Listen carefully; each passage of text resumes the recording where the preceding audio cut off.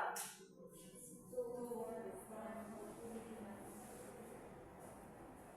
Kinsa yung child? Okay, mana yung child? Si to, si from, si heading, o si body. Wala siya sub-child, wala may understood na yung mga child. Okay, ito pa lagi mo. Okay, mana siya ang XML3.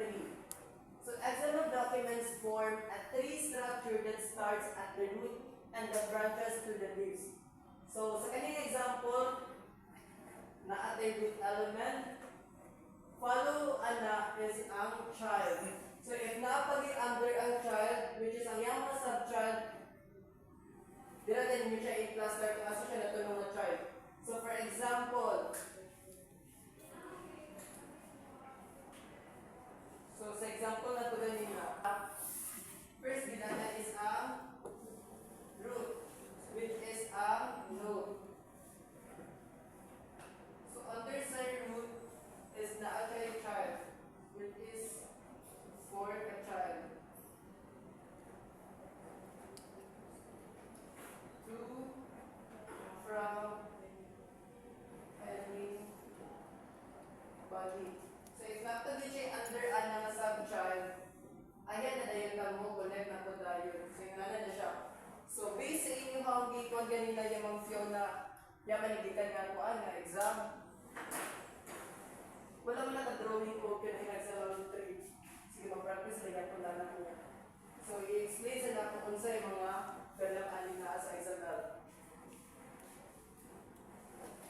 So what's the difference between sa XML o HTML? So HTML is an hypertext markup language that is focuses on displaying content and structuring web pages for browsers to understand and render visually.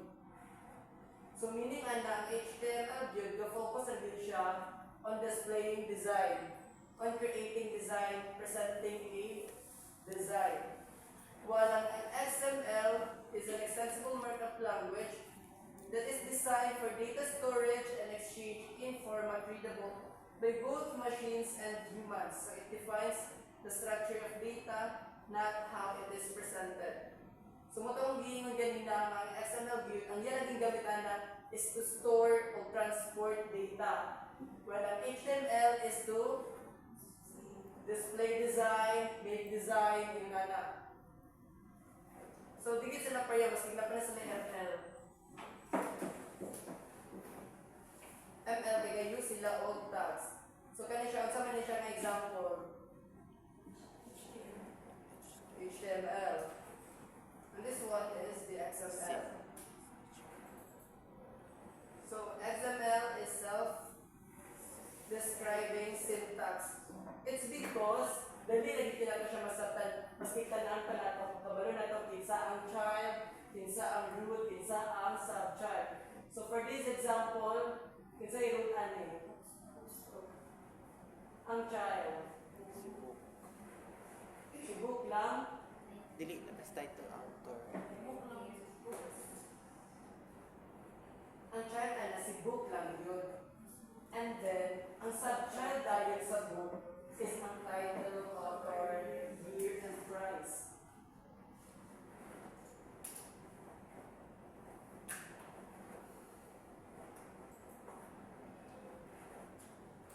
So, malang yung ganyan na nga, ang XML document must have a root element.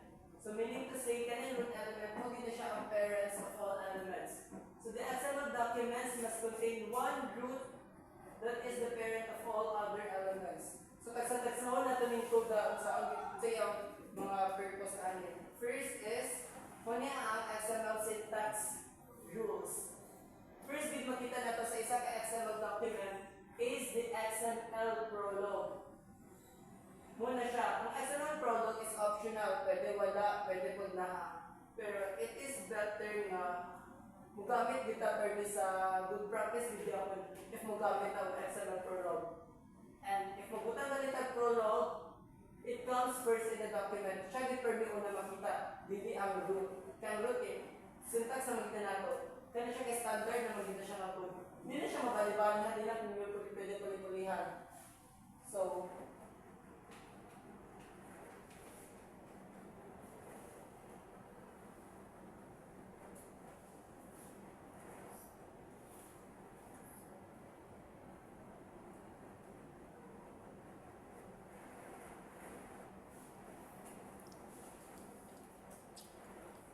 So next is the XML elements. So katudanan, root, child, subchild are all elements tawag. So the XML elements is everything from including the element start tab to including Kung ano siya, an XML elements is everything from including the elements start tab to including the elements and tab. An elements with no content is said to be empty. So, muna natapon sa XML. So, ang kaning XML, kanina naman nasa title, kanang under ang title, between na siya, kanang everyday Italian, pwede mawala na siya ay sulod. Basahon niya kung niya, maski wala siya sulod. Kung basahon siya niya, wala siya kanang unod dito, pero basahon niya kung niya, naagit ang title na tag. Kaya natapon sa XML. So, maski wala siya sulod, it is said to be empty. Basahon niya kung niya, maski wala siya sulod. So, next is an XML attributes. XML elements can have attributes. So, just like the HTML, so attributes are designed to contain data related to a specific element. So, XML attributes must be coded. So, for this example, wala kitang book na siya category. Kanang category is muna siyang attributes. And if ever done yung magbutang attributes, dapat na-upload siya ay attributes value, which is naka-code din na siya either katong duha or katong single contra. Ayaw din siya kalimta kaya dili din siya ibasahon if ever na wala din siya naka-indicate.